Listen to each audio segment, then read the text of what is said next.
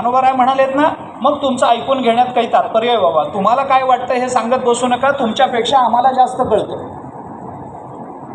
पण तुका म्हणेचा शिक्का बसला, चोखा म्हणे, गोरा म्हणे, नामा म्हणे, हे शिक्के बसले ना, की हे शिक्के आपल्याला काय वाटतं याला एक आधार देतात, याला एका चौकटीत बसवतात. कारण हे आपल्याला जे वाटलेलं असतं ना, त्याला जर तुका म्हणेचं प्रमाण लागू पडत असेल तर ते आपल्याला वाटलेलं नसतं, ते आपल्या मुखातून येणं ही तुकाराम महाराजांची कृपा असते. तो विचार आपल्याला त्यावेळेला स्फुरणं ही संत कृपा असते.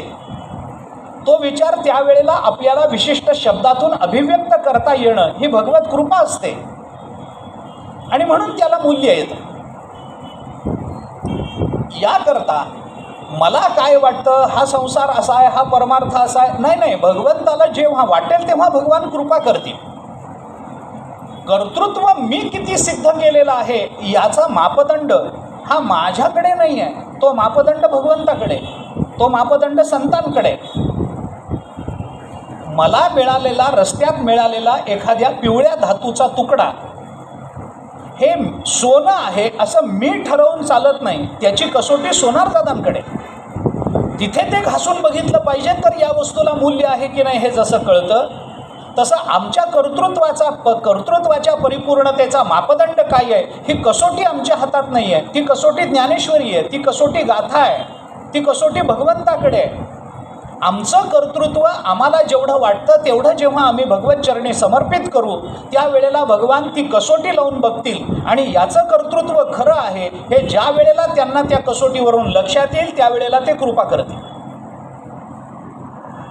म्हणून कर्तृत्व आहे पण कृपा झाली नाही हे मी मान्य करू शकतो, पण कृपा झालेली आहे आणि कोणतंच कर्तृत्व नाही असं कधीही होणार नाही हे आपल्याला मान्य होण्यासारखं कधीच नाही. त्यामुळे भगवत कृपा, संत कृपा ही ज्या वेळेला होते त्यावेळेला ती ज्याच्यावर होते त्याच्या जीवनातलं कर्तृत्व त्यावेळेला जरी सिद्ध झालेलं नसलं तरी त्या कर्तृत्वाविना कृपा होत नाही. या व्याप्तीला अनुसरून आपल्याला त्याच्या पूर्वजन्मातल्या कर्तृत्वाविषयी काहीतरी चिंतन करावं लागेल, तेव्हा मग त्या कृपेची आणि कर्तृत्वाची संगती आपल्याला लावता येऊ शकेल. म्हणून काल आपण सुदामदेवांचं चरित्र सांगितलं. आपल्याला वाटतं सुदामदेव फाटके तिथे गेले आणि भगवंताने त्यांना सोन्याचं नगर दिलं, नाही ना दिलं. भगवंताला वाटलं म्हणून दिलं हे मान्य आहे, पण सुदामदेव मित्र आहेत म्हणून भगवान कृपा करतील असं कधीच होत नाही. काय झालंय मी थोडंसं स्पष्ट बोलतो, क्षमा मागतो आधी. सुदैवानं काय माहिती आहे का, भगवंताकडे भ्रष्टाचार चालत नाही हो, हे फार मोठं सुदैव. तो माझा मित्र आहे म्हणून मी कृपा करतो, देवाजवळ नाही आहे. ती पत्नी आहे म्हणून कृपा करतो नाही. रुक्मिणी मातेला सुद्धा कष्ट करावे लागलेत, त्यांचंही पूर्वचरित्र आपण बघा. त्यांनाही सहजासहजी भगवान मिळाले नाही आहेत, त्यांनाही काय काय करावं लागलं, बोलून दाखवलंय. काय परिणाम, भगवंताला पाठवलेल्या पत्राच्या पहिल्या श्लोकामध्ये रुक्मिणी माता देवाला हे विदित करते. जे पत्र रुक्मिणी मातेने भगवंताला पाठवलंय की ज्या पत्राला अनुसरून भगवान तिच्याकडे आले आणि त्यांना उचलून घेऊन गेले, पहिलं प्रेमपत्र म्हटलं जातं ते रुक्मिणी मातेने पाठवलंय. आणि त्या पत्राच्या सुरुवातीला रुक्मिणी माता हे देवाला बोलून दाखवते, त्याच्यामध्ये तिचं कर्तृत्व स्वतःहून सिद्ध झालेलं आहे. श्रुत्वा गुणान भुवन सुंदर शृण्वतांते निर्विश्य कर्ण विवरैहि हरतोंगतापम रूपम दृशाम दृश्यमताम अखिलार्थलाभम त्वय्यच्युता विशती चित्तम पत्रपम मे.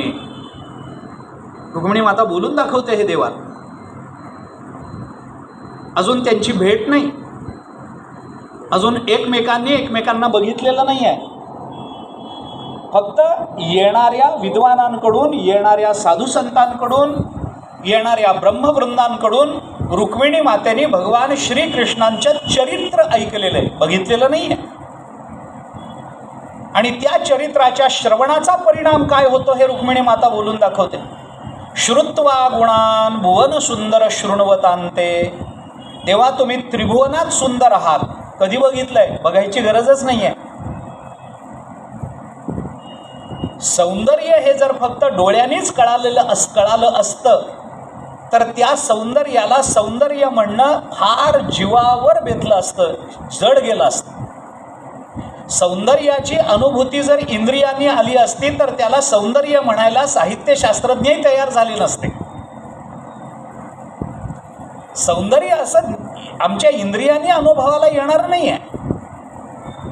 त्याच्याकरता अपेक्षित असणारं अत्यंत तरल अंतःकरण, अत्यंत संवेदनशील मन आणि अत्यंत सूक्ष्मग्राही बुद्धी ही ज्या वेळेला एकत्रितपणानं आमच्या जीवनावर विषयाचं गारूड करते ना, त्यावेळेला सौंदर्याची अनुभूती फार सूक्ष्मतेनं येते. रुक्मिणी माता म्हणते, देवा तुम्ही त्रिभुवनात सुंदर आहात. कशावरून? कारण तुमचे गुण आम्ही ऐकले. श्रुत्वा गुणान शृण्वतान्ते, आम्ही ते ऐकल्याबरोबर काय झालं, निर्विश्य कर्णविवरही ते गुण आमच्या कानातून आत शिरले आणि त्यांनी काय केलं, हरतोंग तापम, आमच्या त्रिविध तापाला त्या गुणांच्या श्रवणाने निवृत्त केलं. हे ज्या दिवशी आपल्या बाबतीत होईल ना, त्या दिवशी आमचं कर्तृत्व सिद्ध झालं. रूपम दृश्याम दृश्यमताम अखिलार्थलाभम, तुम्हाला बघितल्याबरोबर संसारातले अखिल लाभ तुमच्या दर्शनाने प्राप्त होतात. हे ज्या दिवशी भगवंताच्या बाबतीत आपल्या भगवंताच्या संबंधानं आपल्या बाबतीत घडेल, त्या दिवशी पारमार्थिक कर्तृत्व सिद्ध झालं म्हणायला हरकत नाही. आपण किती वेळेला पांडुरंगाच्या मंदिरात गेलो असू, किती वेळेला भगवंताचं चित्र आपण बघितलं असेल, किती वेळेला भगवान श्रीकृष्णांची अत्यंत लोभस मूर्ती आपण बघितली असेल. मग किती वेळेला असं झालंय की त्या मूर्तीचं दर्शन घेतल्याबरोबर आम्हाला जगतातले अखिल लाभ प्राप्त झालेत. असं कितीदा झालंय? एकदाही झालं नाही. का झालं नाही? कर्तृत्व सिद्ध झालं नाही. कृपा होईल कशी? पांडुरंगाचं दर्शन घेणारे अनेक आहेत. ते दर्शन घेऊन येतात आणि आम्हाला सांगतात, मला देवाच्या दर्शनाला जा. काय दागिने घातले? तू देव बघायला गेला होतास का दागिने? तुझं सौंदर्य अडकलंय कशात? सौंदर्य भगवंताचं लक्षात येणं ही फार वेगळी गोष्ट आहे. कर्तृत्व त्यागातून सिद्ध होतं. कर्तृत्व हे फक्त स्वीकारातून सिद्ध होत नाही. मी कशाकरता बोलतो? काय आहे, सौंदर्य शास्त्र हे एक स्वतंत्र शास्त्र म्हणून आता उदयाला, ज्याला एस्थेटिक्स म्हणतो आपण. त्याचे काही नियम आहेत. त्या सौंदर्याच्या अनुभूतीचा विचार हा भारतीय तत्वमीमांसेनी, भारतीय साहित्यशास्त्रज्ञांनी जेवढा बारकाईने केलेला आहे ना, तेवढा जगतामध्ये कोणी सौंदर्यशास्त्राबद्दल अधिकारवाणीनं बोलू शकत नाही. जगतामध्ये जेवढं केवढं सौंदर्य आहे, मी आपल्याला कशाकरता सांगतो? कर्तृत्वाकरता सांगतोय. माझा मुद्दा मी सोडलेला नाही आहे. जगतामध्ये जेवढं केवढं सौंदर्य भरून राहिलेलं आहे, ते सगळं सौंदर्य भगवंताच्या सौंदर्याच्या छायेसारखं आहे. अजून सौंदर्य नाहीच आहे. ते जगतामध्ये जेवढं केवढं सौंदर्य आम्हाला प्रतीतीला येतं ना, ती भगवंताच्या सौंदर्याची छाया आहे. ते प्रत्यक्ष सौंदर्य नाहीच आहे. ते प्रत्यक्ष सौंदर्य ज्ञानोबारायांनाच कळू जाणे. तुकोबारायांनीच म्हणावं सुंदर ते ध्यान. आणि आमचं होतं काय? आम्ही छायेच्या मागे धावतोय. काय होतं? मला माझी छाया पकडायची असेल, मला माझी छाया पकडायची, सावली पकडायची असेल, तर मी किती पुढे गेलो म्हणजे सावली मला पकडता येईल? सूर्य समोर आहे, माझी सावली कुठे पडेल? मागे पडेल. मागे पडलेल्या माझ्या सावलीला पकडण्याकरता मी त्या सावलीच्या मागे मागे मागे मागे धावत गेलो, तर किती धावल्यानंतर ती सावली मला पकडता येईल? किती धावा, आपल्याला ती सावली पकडता येणार नाही. सावली तर मिळणार नाही आहे, परंतु सूर्याला विन्मुख झाल्याचं पातक मात्र आपल्या जीवनात जमावं. सूर्य समोर आहे, सावली मागे पडली आहे, आम्ही सावली पकडण्याकरता मागे धावतो आहोत. सावली आमच्या हाताला कधीही लागणार नाही, कारण आम्ही जसे पुढे जाऊ तशी ती सावली पुढे जाईल. सावली हाताला लागत नाही, फल तर मिळत नाही, पण सूर्याला पाठ दाखवल्याचं पातक मात्र आपल्याला लागेल. तसं आम्ही बाकी सौंदर्याच्या मागे धावतो आहोत. याच्याकरता काय करावं? काही करू नये. सावली पकडण्याच्या नादाला लागू नये. आपण सूर्याकडे तोंड करून चालायला लागावं. सावली आपल्या मागे येते. तसं जगतामधलं सगळं सौंदर्य जी परमात्म्याच्या सौंदर्याची छाया समजली जाते, त्या सौंदर्याच्या मागे आम्ही धावतो आहोत. त्या वैषयिक सौंदर्याच्या मागे आम्ही धावतो आहोत.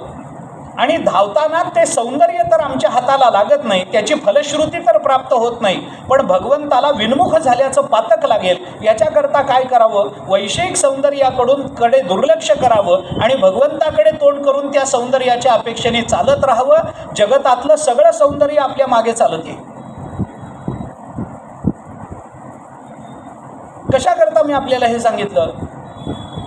वैषयिक सौंदर्याचा त्याग करणं हे कर्तृत्व ज्या वेळेला आम्ही सिद्ध करू, त्यावेळेला भगवत सौंदर्याकडे आमची प्रवृत्ती झाली पाहिजे, हा विचार अंतःकरणामध्ये उदित होईल. आणि उदित झालेल्या त्या विचाराचा परामर्श घेत जेव्हा आम्ही पुढे जात राहू, तेव्हा आम्हाला कुठेतरी भगवंताच्या संबंधानं काही कर्तृत्व सिद्ध करता येईल की ज्या कर्तृत्वाचा परिणाम म्हणून भगवत कृपा आम्हाला अनुभवता येईल. याकरता म्हणून मी हा सिद्धांत काल आपल्यासमोर ठेवला होता की कर्तृत्व आणि कृपेचं फार सुंदर नातं आहे. त्यांचा लपंडाव चालतो, पण कर्तृत्वाच्या परिपूर्णतेमध्ये ते एकमेकांपासून लपू शकत नाही.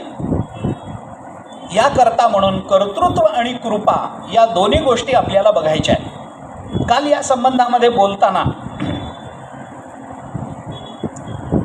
एक कथा सांगता सांगता मी राहिलो होतो.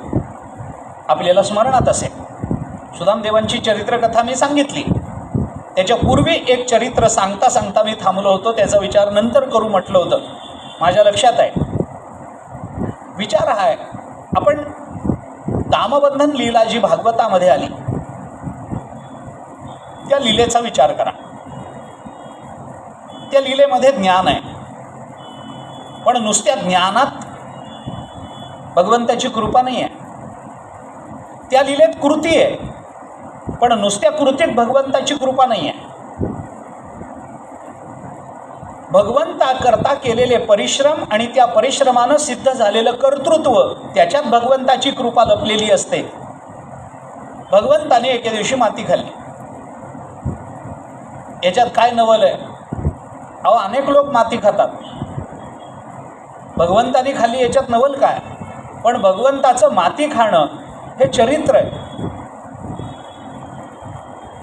पुढचं बोलत नाही. भगवंतानी माती खाल्ली, लोणी चोरलं, त्रास व्हायला लागला. यशोदेने सांगितलं, विचार केला, याला शिक्षा केली पाहिजे. काय करायचं? उखळाला बांधून टाकायचं. देखील अशी माती खाता दावी आणे बांधी माता, असं तुकोबारायांनी वर्णन केलं. माती खाल्ली. यशोदेला बलराम दादांनी सांगितलं, आई त्याने माती खाल्ली. रागावली. तुला 100दा सांगितलं, तू ऐकत नाहीस, थांब तुला बांधून टाक. मुलांना, लहान मुलाला बंधनाचं भय वाटतं. मी तुला बांधून टाकते, कोंडून टाकते असं म्हणलं की मुलं घाबरतात. बांधून टाक. बांधायचं ठरलं. कशामुळं बांधायचं? खोड्या केल्या. माती खाल्ली असेल, लोणी चोरलं असेल. पण भगवंताचं लोणी चोरणं हे काही पोटाकरता नव्हतं. घरामध्ये इतकं लोणी होतं आणि कधीही त्याने खाल्लं तरी त्याच्यामध्ये काही वाईट वाटायचं कुणाला काही कारण नव्हतं. मग त्याच्यात काय एवढं? काही नाही. भगवंताची खोडी अशी होती की ते लोणी चोरायचे आणि चोरलेलं लोणी बाहेर जाऊन माकडांना वाटायचे. त्यामुळे चीड यायची आईला, अरे तू खा, तुझ्या अंगी लागू देत, तू त्याचं नासधूस काय करतोस, माकडांना काय वाटतोस. पण भगवंताने रामावतारामध्ये शब्द दिला होता वानरांना. त्यावेळेला सगळ्यांना प्रसाद देता आला नाही.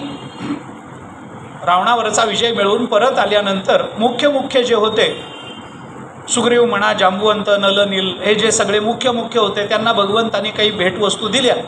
पण इतकी मोठी वानरसेना किती वाटत बसायचं. मग त्या वानरांपैकी एकाने तक्रार केली, तुम्हाला तुमच्या हस्ते आम्हाला मिळालं नाही. भगवान म्हणाले, आता शक्य नाही, पुढच्या जन्मामध्ये, अवतारामध्ये मी तुम्हाला माझ्या हाताने प्रसाद देईन. मग तो शब्द पूर्ण करण्याकरता ते लोणी चोरायचं आणि माकडांना नेऊन वाटायचं. पकड. उखळाला बांधलं. आता उखळाला बांधलं वगैरे ही कथा आपल्याला माहिती आहे. त्या उखळाने देवाला विचारलं, देवा तू म्हणे चोरी केलीस, तुला बंधन बरोबर आहे, पण तुला मला बांधल्यामुळे मी बंधनात पडलो ना, माझा काय दोष आहे? तर भगवंतांनी सांगितलं, बाबा तू उखळ आहेस, मी चोरी केली बरोबर, मी चोरी करून काय लोणी मी खाल्लं का? वानरांना वाट. मग ते वानरांना वाटण्याकरता मला खिडकीत चढावं लागेल, मी लहान आहे, खिडकीत मी चढू शकत नाही, तू तिथं कोपऱ्यात उभा होतास, मग मी काय केलं, तुझ्या डोक्यावर पाय दिला आणि खिडकीत चढ, आणि मग वानरांना वाटलं. म्हणजे चोरी करणारा जेवढा दोषी असतो त्या चोराला मदत करणारा तेवढाच दोषी असतो, म्हणून तुला मला बांधून टाकलं आणि मला तुला बांधून टाकलं. काय उखळ हा शब्द आहे, उखळ शब्दामध्ये खळ आहे. खळ शब्दाचा अर्थ आहे दुष्ट पुरुष, जे खळांची व्यंकटी सांडो. खल शब्दाचा अर्थ आहे दुष्ट पुरुष. उखल म्हणजे उत्कर्ष पावलेला खळ पुरुष. तर भगवंतानी त्याच्यातून असं सिद्ध केलं की परोपकार करण्याकरता खळांची मदत घ्यावी लागली तरी घेत चला, परंतु आपण त्याच्या डोक्यावर पाय ठेवून त्याची मदत घ्या, त्याला आपल्या डोक्यावर पाय ठेवू देऊ नका. वाटून दिलं माकडानं. मग ते आता उखळाला बांधायचं, यशोदेने त्याला हात धरून उखळाजवळ आणलं, इथं उभा राहा, धरलं त्याला आणि त्याच्या भोवती दोरी गुंडाळली. दोरी गुंडाळली, 2 बोटे दोरी कमी पडायला लागली. त्याच्या मागे आध्यात्मिक कारणं काय आहेत हा प्रश्न खूप वेगळा आहे. 2च बोटं दोरी कमी का पडली? ही 2 बोटं कोणती? दोरी शब्दाला संस्कृतामध्ये गुण असा शब्द आहे. 2 बोटं दोरी कमी पडणं म्हणजे काय? भगवान म्हणाले, मी राजस आणि तामस या 2 गुणांनी बांधला जाऊ शकत नाही हे दाखवण्याकरता म्हणून ती 2 बोटं दोरी कमी पडली, वगैरे वगैरे वगैरे. पुष्कळ विचार त्याचा. 2 बोटं दोरी कमी पडली, गाठ मारता आली नाही. तिने त्याला तसंच बांधलं आणि त्याला सांगितलं, बघ तू थांब असाल, मी अजून दोरी घेऊन येते. अजून दोरी आण. पुन्हा दोरी कमी पडली, पुन्हा आणली, पुन्हा कमी पडली, पुन्हा आणली, पुन्हा कमी पडली. काय आहे हे प्रकरण नेमकं? याचा अर्थ काय करायचा काय? असं आहे, भगवंताला दोरीनं बांधण्याकरता यशोदा माता तत्पर आहे, बांधण्याकरता ती प्रवृत्त झालेली आहे. पण भगवंताच्या म्हणून काही शक्ती आहेत भगवंताकडे. भगवंताची असंगता ही भगवत शक्ती आहे, भगवंताची व्यापकता ही भगवत शक्ती आहे. भगवंताच्या काय नाही आहे, भगवंताकडे काय नाही आहे. भगवंताला बांधण्याकरता जेव्हा ती आली तेव्हा तिने दोरीनं गुंडाळलं आणि गुंडाळल्याबरोबर भगवंताच्या ठिकाणी असणारी व्यापकता ही भगवंताच्या समोर एकदम व्यक्त झाली, यशोदेसमोर व्यक्त झाली. आणि व्यापकतेने असं सांगितलं, अरे व्यापक त्याला म्हणा की ज्याला बंधन पडत नाही. परमात्मा व्यापक आहे, त्याला बंधनात टाकणं म्हणजे काय? परमात्मा बांधला जाऊ शकत नाही. दोरीनं काय कशानंच परमात्मा बांधला जाऊ शकत नाही, कारण व्यापक आहे. बांधलं जाणं ही परिच्छिन्नाची गोष्ट आहे. जे परिच्छिन्न आहे त्याला बंधन असतं, जे व्यापक आहे त्याला बंधन नसतं. जे मर्यादित असतं त्याच्या संबंधानं क्रिया करता येते, कारण त्याला मर्यादा पडते, त्याचा संकोच असतो. त्यामुळे हे याच्यात बसवा चालेल, हे त्याच्यात बसवा चालेल. विकाराची निर्मिती ही परिच्छिन्नतेत होत असते आणि बंध हा विकार आहे. व्यापकामध्ये कधी विकार निर्माण होत नाही, परिच्छिन्नतेत विकार होतो. मर्यादा असली ना की त्याच्यात विकार आहे. अमर्यादा तमादा काही विकार नाही. नदी आहे, नदी, पाऊस नाही पडला वाळून जाईल की नाही? जाईल. वाळून जाणं, कमी होणं हा विकार आहे. बरं, एखाद्या वेळेला खूप पाऊस पडला, नदीला पूर येईल की नाही? पूर येईल. गावाला त्रास होईल की नाही? होईल. वाढणं हाही विकार आहे. कमी होणं हाही, न्यूनता आणि वृद्धी या दोन्हीलाही विकारच म्हटलंय, आयुर्वेदाने पण म्हटलंय. अहो, एखाद्या माणसाला 5च्या ऐवजी 4च बोट आहेत, विकार आहे की नाही? आहे. आणि एखाद्या माणसाला 5च्या ऐवजी 6वं बोट आहे, विकार आहे की नाही? आहे. वाढणं सुद्धा विकारच आहे आणि कमी होणं हाही विकारच आहे. नदी पाऊस नाही पडला तर नदी आटेल, पाऊस पडला तर नदीला पूर येईल. का? कारण नदी परिच्छिन्न आहे, तिला 2 तट आहेत, तिला मर्यादा आहे, तिला प्रवाह आहे. किती दिवस पाऊस नाही पडला म्हणजे समुद्र आटेल? किती पाऊस पडला म्हणजे समुद्राला पूर येईल? ज्ञानोबराय म्हणतात, वार्षीय वीण सागरू जैसा जळे नित्य निर्भर. पाऊस नाही पडला तरी सागर आटत नाही, आणि कितीही पाऊस पडू द्या समुद्राला पूर येत नाही. का? कारण तो व्यापक आहे, तिथं विकार निर्माण होणार नाही. व्यापकत्वात विकार नाही, विकार परिच्छिन्नतेत. आम्ही उदाहरण देतो. घरामध्ये पाहुणे येणार, मुलीला बघायला येणार, जेवणाकरता काहीतरी पक्वान्न केलं पाहिजे. श्रीखंड करायचं ठरलं. आईने सांगितलं नवऱ्याला 15 लिटर दूध आणा, विरजण लावू दे, मग ते श्रीखंड करता येईल. 15 लिटर दूध आणलं. मला लांबवायचं नाही आहे, तुम्ही लग्नाची वगैरे फार वाट बघू नका, मी साधं उदाहरण म्हणून आपल्याला देतोय. 15 लिटर दुधाला विरजण लावता येतं की येत नाही? तर येतं. 150 लिटर दुधाला विरजण लावता येतं की नाही? येतं. 1.5 लाख लिटर दुधाला विरजण लावता येतं की नाही? येतं. मोठमोठ्या डेअऱ्यांमधून ते करतातच की. 1.5 लाख लिटर दुधाला विरजण लावून ते थोडं थोडं करून विकतात. येतं की नाही? येतं. 1.5 कोटी लिटर दुधाला विरजण लावता येतं की नाही? येतं. मग एवढं विरजण लावत बसण्यापेक्षा क्षीरसागरालाच विरजण लावत चला. लावता येतं का? येत नाही. का येत नाही? कारण व्यापकत्वात विकार नसतो म्हणून. विकार हा नेहमी परिच्छिन्नतेत आहे. तुम्ही 1.5 लाख म्हणालात तरी ती परिच्छिन्नताच आहे, कारण तुम्हाला ती मोजता येते. 1.5 लाख हे परिमाण तुम्हाला लावता येतं ना, मग तिथं विकार आहे. विकार निर्माण होऊ शकतात. आमच्याकडचे पैसे कमी झाले, आम्हाला वाईट वाटतं. पैसे वाढले, आम्हाला आनंद होतो. भगवंताची लक्ष्मी कमी झाली तर भगवंताला वाईट वाटतं का? वाढलं म्हणून वाईट आनंद होतो? काही होत नाही, कारण व्यापकता आहे तिथे. भगवान श्रीकृष्णाला बांधण्याकरता जेव्हा यशोदा माता दोरी आणते, त्यावेळेला भगवंताची व्यापकता तिच्या समोर उभी राहते आणि भगवंताकडे म्हणून बघून म्हणते की अगं, याला जग बांधू शकत नाही, तुझी एवढी एवढी दोरी बांधलेलो आहे. हा व्यापक आहे, सर्वत्र भरून राहिलेला आहे, याला बांधणं कसं शक्य आहे? यशोदा म्हणाली, नाही नाही, याला बांधल्या, हा फार खोड्या करतो, याला बांधल्याशिवाय राहणार नाही. तिने अजून दोरी आणली. दोरी आणल्याबरोबर व्यापकता बाजूला झाली आणि भगवंताची असंगता समोर आली. आणि त्या असंगतेने यशोदेला सांगितलं, अगं तू कुणाला बांधण्याचा प्रयत्न करतेस? जो कशाच्याही संगात राहत नाही.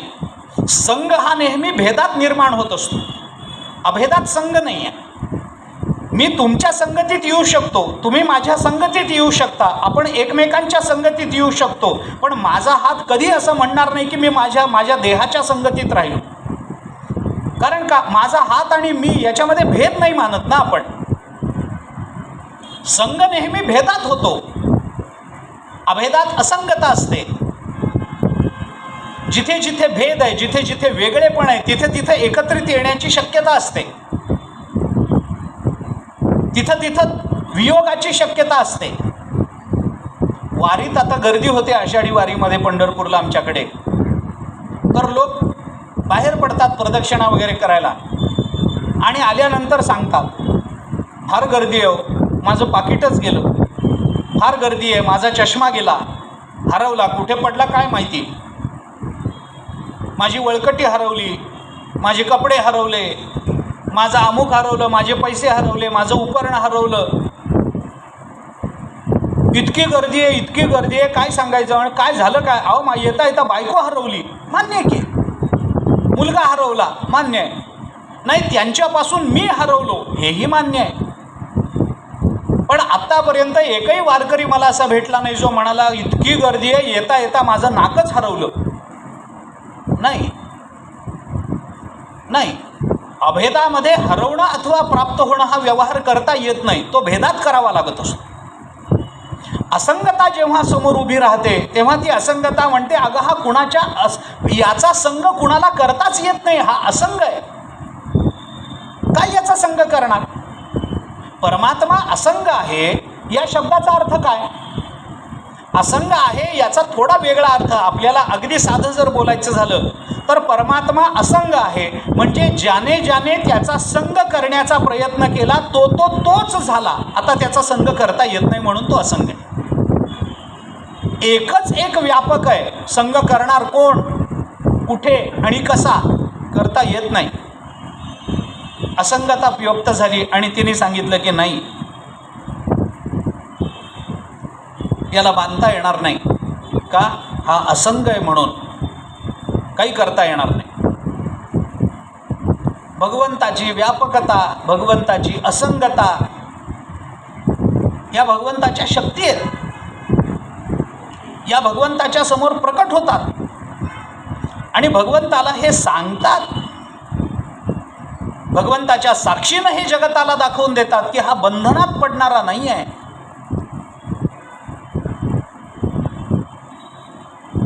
याला बांधणं शक्य नाही आहे, याला कशानेच बांधता येत नाही, कारण याच्यापासून भिन्न असं या जगतामध्ये दुसरं काही नाहीच आहे. हा एकच एक आहे. भगवंताची एकरूपता ही प्रकट झाली. त्या एकरूपतेने सांगितलं नाही, हा एकच आहे, याला बांधणार कशानं? ज्याच्याने याला बांधण्याचा प्रयत्न केला त्या वस्तूचं स्वरूप हाच आहे. कोणताही पदार्थ, वेदांताचा नियम जर आपण बारकाईनं बघितला ना तर आपल्याला ते स्पष्टपणानं कळून येतं. फार विस्तार मला खरं म्हटलं तर करायचा नाही आहे.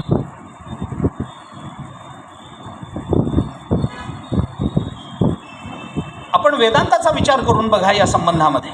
शास्त्र काय सांगतं याचा विचार करा. कोणताही जरा वेदांताची भाषा वापरतो, कठीण वाटेल थोडीशी कदाचित, पण ज्ञानोबारांनी स्पष्ट शब्दात सांगितलंय, आत्मत्वे वेठीला होये तो जया तया दृश्याते पाहे, ते दृश्य दृष्टेपणेसी होत जाये तयाचेची रूप. ही ओवी आहे. ज्ञान प्राप्त झालेला द्रष्टा ज्या वेळेला ज्या दृश्य पदार्थाकडे पाहतो तेव्हा तो दृश्य पदार्थ त्या द्रष्ट्याला स्वतःचं स्वरूप म्हणून अनुभवाला येतो, हा त्याचा अर्थ आहे. हे अवघड आहे, पण मी आपल्याला उदाहरण सांगतो. ज्ञानेश्वर महाराजांची ज्या वेळेला परीक्षा झाली त्यावेळेला ते सगळं झालं, रेड्याच्या पाठीवरचे वळ अंगावर दिसले वगैरे वगैरे हे झालं. तिथून काही लोक निघून गेले होते. काही लोकांना असं वाटलं की नाही, यांना शुद्धीपत्र दिलं पाहिजे, यांच्यात सामर्थ्य आहे, पण काही लोक निघून गेले होते. संध्याकाळच्या मग तो रेडा एकदा ज्ञानोबारांच्या संगतीत गेला, पुन्हा ज्ञानोबारांचा संग त्यांनी सोडला नाही शेवटपर्यंत. प्राण जाईपर्यंत तो रेडा ज्ञानोबारांच्या संगतीत राहिला. हे रेड्यालाही कळलं.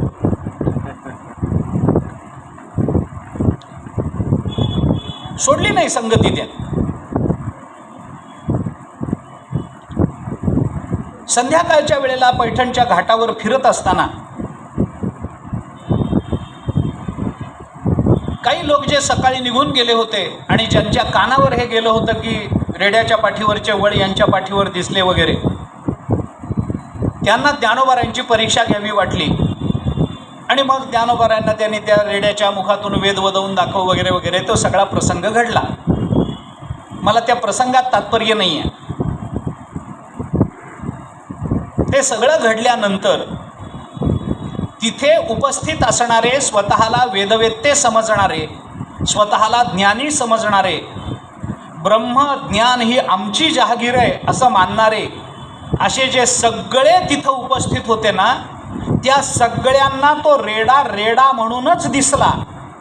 एकमेव ज्ञानोबाराय असं म्हणाले की तोही माझा आत्मा आहे. तो रेडा आहे असं ज्ञानोबारायांनी म्हटलं नाही. ज्ञानोबाराय म्हणाले तो माझा आत्मा आहे, तो आणि मी वेगळे नाही आहोत. द्रष्टा ज्या वेळेला दृश्य पदार्थाला पाहतो तेव्हा ते दृश्य हे स्वभिन्न न दिसता ज्या वेळेला अभिन्नत्वानं दिसायला लागतं त्यावेळेला एक म्हणजे काय याचा अनुभव येतो. एकत्वाची प्रतीती ही अशी आहे बरं, गंमत अशी आहे, त्या एकरूपते, ती जी एकरूपता, हे भगवंताचं जे सामर्थ्य, शक्ती आपण म्हणू, ती एकरूपता इतकी एक आहे की त्या एकरूपतेला एक म्हणणं हे सुद्धा त्या एकरूपतेचा अपमान असतो. हे बारीक आहे जरा. त्या एक असणाऱ्या त्या वस्तूला एक म्हणणं हे सुद्धा त्या एका वस्तूचा अपमानच आहे, त्या परब्रह्मस्वरूपाचा तो अपमानच आहे. हा परमात्मा एक आहे म्हणजे काय, दोन असणं शक्य आहे का? नाही ना. मग एक का म्हणता? मी आपल्याला उदाहरण सांगतो. एकाला एक म्हणणं हा सुद्धा अपमान असतो. मी उदाहरण सांगतो.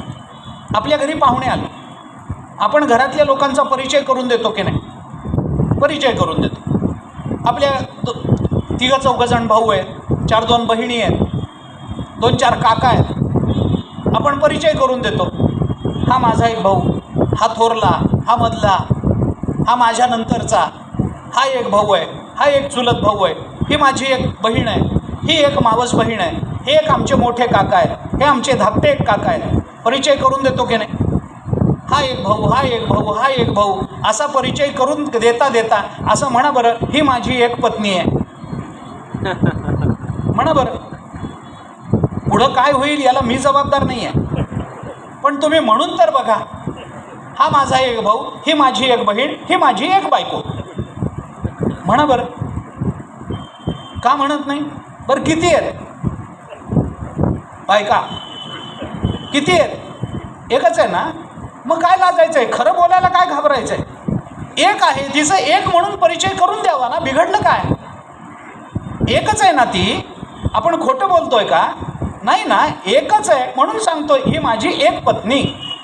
म्हणजे एक आहे हा शब्द कशाकरता लावला? याचा अर्थ कुठेतरी किती? काही नाही.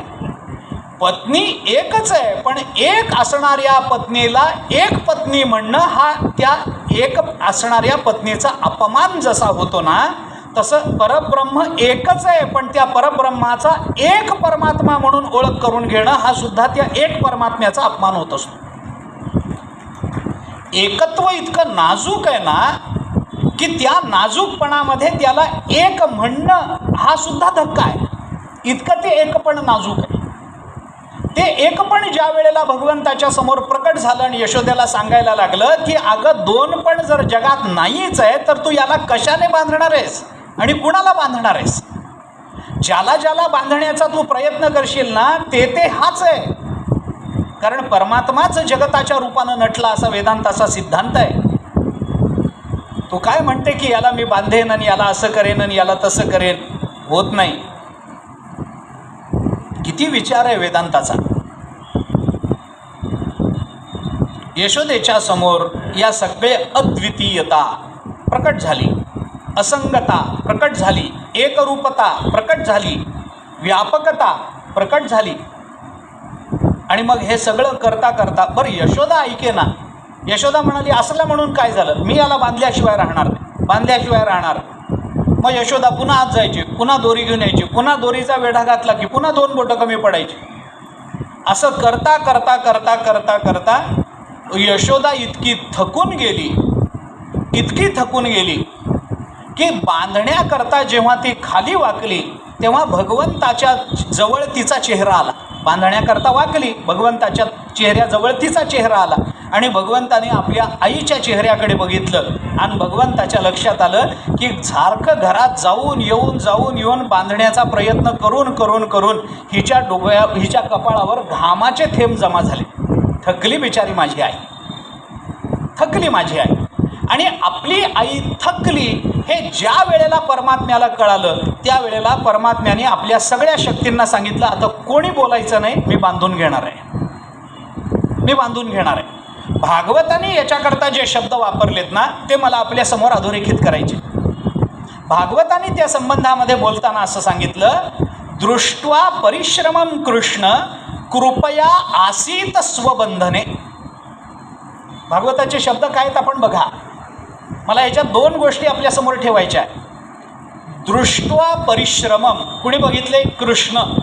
कृष्ण परिश्रमम दृष्ट्वा, कृष्णाने यशोदा मातेचे सगळे परिश्रम बघितले.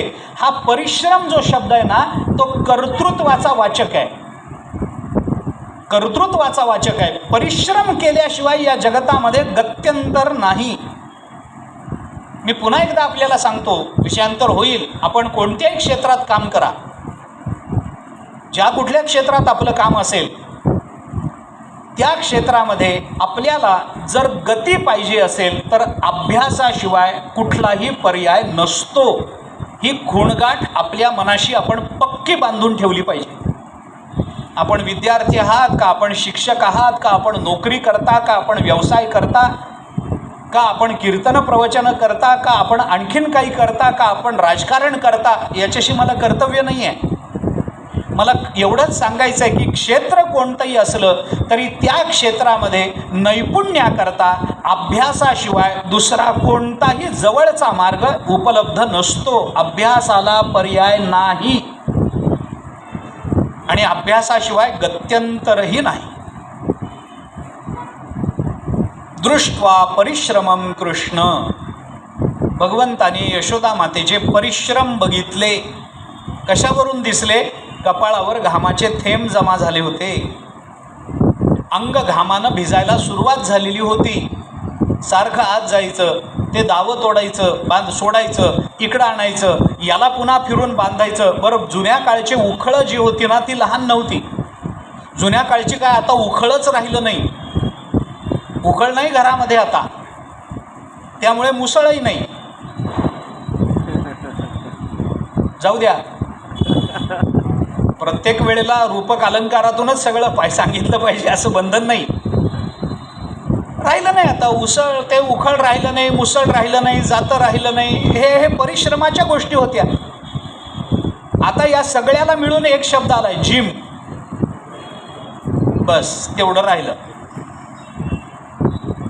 दृष्ट्वा परिश्रमं कृष्ण, भगवंताने आपल्या आईचे परिश्रम बघितले. हे परिश्रम शब्द कशाचा वाचक आहे? माझ्या दृष्टीनं हा कर्तृत्वाचा वाचक आहे. आई थकली. भगवंताला प्राप्त करून घेता घेता भगवान आपल्या कृतीनं, आपल्या मर्यादित सामर्थ्यानं प्राप्त होणारा नाही हे माहिती असूनही जो आपल्या प्रयत्नांना सोडत नाही. आपले प्रयत्न आपल्या शरीराच्या मर्यादेत आहेत, आपले प्रयत्न आपल्या बुद्धीच्या मर्यादेत आहेत, आपले प्रयत्न आपल्या अंतःकरणाच्या मर्यादेत आहेत, आपले प्रयत्न आपल्या धारणेच्या मर्यादेत आहेत. आपल्या प्रयत्नांना देशाची मर्यादा आहे, कालाची मर्यादा आहे, देहाची मर्यादा आहे, व्यक्तीची मर्यादा आहे. एवढ्या सगळ्या मर्यादा असूनही एवढ्या मर्यादित प्रयत्नांनी अमर्याद परमतत्व कळत नाही हे माहिती असूनही आपण ज्या वेळेला परिश्रम सोडत नाही ना त्यावेळेला त्या परिश्रमाचं रूपांतरण कर्तृत्वात होत असतं आणि त्या कर्तृत्वाला परमात्मा भुलत असतो. त्यामुळे दृष्ट्वा परिश्रमं कृष्ण, या परिश्रम शब्द जेव्हा कर्तृत्वाचा वाचक ठरतो त्यावेळेला भगवंतानी सांगितलं आता मी बांधून घेणार आहे. मग भगवंतानी काय केलं? कृपया आसीत स्वबंधने. भगवंतानी कृपा केली. मला कृपा हा शब्द, कृपया, आपण कृपया हा शब्द फारच सामान्य अर्थाने वापरतो. कृपा करून थोडं बाजूला सरका, याला कृपा म्हणत नाही. कृपा करून पुढे चला ना, नाही, याला आपण कृपा शब्द फार सामान्य अर्थाने वापरतो. उपकार या अर्थाने सामान्यतः तो वापरला जातो. मदत या अर्थाने वापरला जातो. कृपा करून बोलू नका, याच्यात न बोलण्यात कृपा काय? न बोलण्यात कृपा काय? केळी खाल्ल्यानंतर कृपया साली जमिनीवर टाकू नये, ही कृपा आहे काय? अरे हे कर्तव्य आहे आमचं, आम्ही आमच्या साली बरोबर व्यवस्थित ठिकाणी टाकल्या पाहिजेत. याच्यात कृपा कोणावर करता? कोण करणार? आम्ही कृपा नाही करत. आम्ही कृपा करण्याचे अधिकारी कधीच नव्हतो, पण आम्ही कृपा हा शब्द इतक्या सामान्य अर्थाने वापरतो. केळी खाऊन झाल्यानंतर कृपा करून साली जमिनीवर टाकू नका, हे सांगावं लागतं. सांगायची गरज पडू नये. नैतिक बंधन आहेत, धार्मिक बंधन आहेत. बाकी काही नाही जमलं तरी निदान मनुष्यत्व नावाचा धर्म तरी आमच्या ठिकाणी आहे की नाही, तेवढं तरी मान्य केलं पाहिजे की नाही. हे कृपा नाही आहे. कृपया आसीत स्वबंधने. कशाने? दृष्ट्वा परिश्रमम. भगवंतानी परिश्रम बघितले भगवंतानी तिचं कर्तृत्व बघितलं आणि भगवंतानी तिच्यावर कृपा केली आणि भगवान स्वतःहून बंधनात पडले. कृपया आसीत स्वबंधने, कारण त्यांना बांधणारा अजून कोणी नाही आहे. त्यांनी जर याच्या निमित्तानं मी बांधून घेईन असं ठरवलं असेल तर मग तो बांधून घेईन, नाहीतर नाही, नाहीतर नाही. धरिला पंढरीचा चोर, गळा बांधोनिया दोर, गळा दोर बांधोनिया पंढरीचा चोर धरिला, असं जनाबाई बोलतात. ते जनाबाईंना जमू जाणे, आम्ही त्याच्या गळ्यात दोर नाही बांधू शकत, संतांना जमतं. सुरदासजींची कथा आहे बिल्वमंगलाची म्हणून. अंध होते, रस्त्याने निघाले होते, भजनाला संध्याकाळी निघाले. त्या दिवशी रस्ता उकरून ठेवला होता, म्हणजे ही पद्धत जुनी आहे बरं. रस्ते उकरून ठेवायची ही सवय जुनी आहे लोकांची, ही आज निर्माण झालेली नाही आहे. संध्याकाळची वेळ, पायाखालचा रस्ता, रोजच मंदिरात जात होते, आजही निघाले. रस्ता खोदून ठेवलेला, त्यांना कल्पनाच नाही, मोठा खड्डा पडलेला. ते निघाले त्यांच्या सवयीनं. बरं, भक्त आहेत सुरदासजी, काही सामान्य माणूस नाही आहे.